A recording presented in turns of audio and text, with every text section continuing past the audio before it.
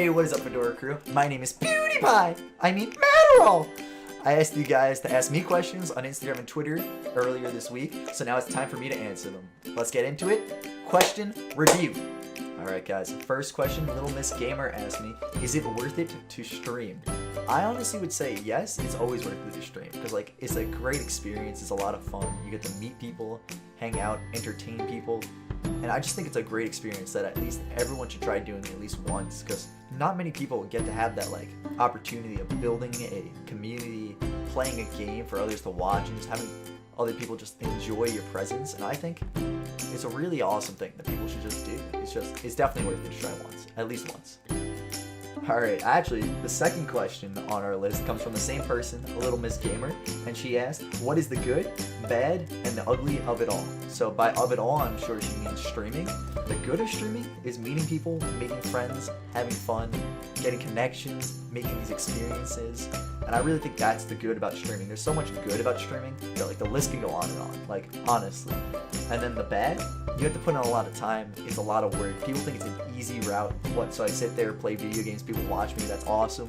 But that's not really all it is. There's a lot of work that goes into YouTube and Twitch, and there's a lot more work that goes on behind the scenes that people don't even realize that's going on, like networking, talking, planning streams, what you're gonna play, practicing to make sure your skills there. There's a lot of pressure on you, and I think that's pretty much the bad side of streaming, that it's not very relaxed. There's a lot of pressure, it's a lot of heartache because you're always losing subs, you're always losing numbers, and it's persistence. You just gotta keep going, don't give up. Then the last part of the question is, what is the ugly?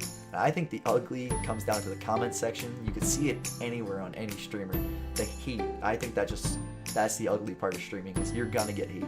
No matter who you are, you're gonna get hate. Every streamer, every content creator, every player has hate. Come on, even Jesus had haters, you know? Logic said it right. Alright, the next question is from David the Swift, and it's a weird one. Zombie girlfriend versus vampire girlfriend. Well, I would obviously have to say I have a girlfriend, so I have to stay true, but like, between us, vampire girlfriend, because like I think sucking blood could be a cool kink. Who knows? Like, it sounds fun. I don't know.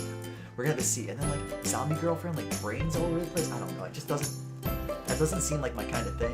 But like sucking blood, like come on, vampires movies are hot. And like if I get bit, then I'll become a hot vampire, and then I could be living in like Twilight. This sounds like a good deal. David the Swift's onto something. And then the next one is, when do I think Darwin will get released? I say Darwin will get released. My guess is May. I'm thinking one more month. I think the May will be a big Darwin release update, but that's just my theory. That's a Matterall theory. Alright guys, next question. A white boy man asked, what got you into Darwin? I saw it at E3. I think it was in like 2017 or something like that. I saw the trailer and I thought it looked pretty dope. A year later, it was like 2018 around Easter time. I was like, hey, I wonder if that game ever came out. And I like looked it up, the Darwin Project, and I saw it did come out, and it was popping with like Shroud was playing it, and a whole bunch of other big streamers like Forzen, and we're all playing it. And I was like, you know what, I'm hopping on this train. And I was like, alright, let's do it. But I only had an Xbox at that point in time, so I streamed Darwin Project on Xbox, really enjoyed it. I enjoyed Darwin so much that I actually bought a PC and transferred over for mainly just Darwin Project. Now it's grown into a huge setup for just making YouTube videos, IRL, and all this other stuff, but that's how I got to Darwin. It was just, I saw an E3 ad, and a year after seeing it, I'm like, I wonder if that game ever came out, because I was getting bored of Halo, and I needed something new. And to my surprise, it did, and I fell in love with Darwin right away. Alright, last question is from Lolito, asking why the Fedora, and I think that's a very good question. I think a lot of people look at my channel like, why Fedora crew? Why is this guy wearing a fedora? Why? Just, so, I feel like it's a good thing that this one's explained, because I feel everyone's probably questioning that, like I would question that. So what really happened is, I was looking for a symbol for my Twitch at the time, because I really didn't do YouTube, and I was like, I want a symbol for my branding. Like everyone has a symbol. Like Dr. Disrespect has his firm handshakes and his mustache, and then you have Summit1G with his 1G is everywhere. Then you have Ninja, and he's got all his ninjas, and you know, they all have their little brand idea, their symbols. I'm like, I want something. And I was like, alright, so what would I do? So I was thinking about it, and it just happened that after a few days, of thinking about this, I was going to Canada. So on the way to Canada, we stopped at Walmart, and I actually saw a fedora. It was this fedora. It was $20. I'm like, I want that. So I bought it, and I wore it on like my whole Canada trip. I was like, bro, I really like this hat. This is dope. And I was like, you know what? Why don't I just wear this fedora on stream all the time?